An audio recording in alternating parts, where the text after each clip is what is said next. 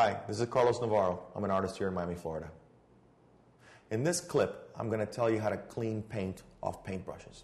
As an artist, you know how difficult and expensive it is to go to a store to pick up a paintbrush for a new painting when you may have 10 or 20 paintbrushes at home, which has been sitting there basically getting harder and harder. If it's a brush that you haven't used for a while, for example, a larger brush, and you haven't really taken care of it, they usually sit and the paint gets harder and harder. Turpentine is a good substance to take off paint, but we're not really talking about cleaning a brush with turpentine.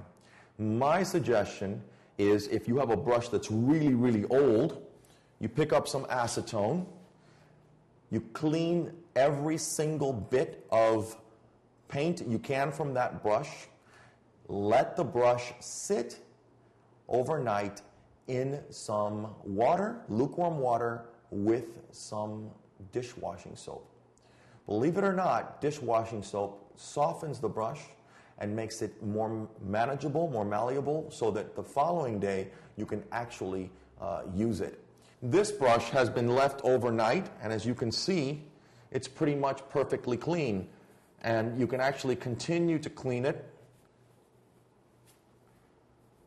And it's a pretty good brush. The only problem sometimes is that if it's an old brush, look at the layers on the bristles on this. They're kind of thick. It wasn't like this all the time. It was actually a thinner brush. The edges were thinner, the edges were sharper. And over time, paintbrushes have a tendency to just spread out, and they're not as good as they used to be. So my suggestion is if you've got a really old brush, you can get the paint off, but for the most part, it's just not going to be worth it. You're not going to get the same quality of brush, and you're also not going to get a brush that's going to last very much longer, so you might as well throw it out. But if it can be saved, by all means, save it. This has been Carlos Navarro. Thank you for watching.